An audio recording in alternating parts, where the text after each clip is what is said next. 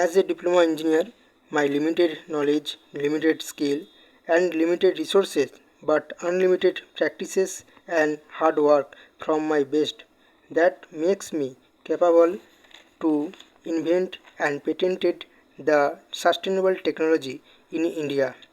My parents clean the clothes for their occupation as washermen and educate me, and for the reason I am able to clean the environment from carbon to reduce the emission of it by my invented patented technology in India.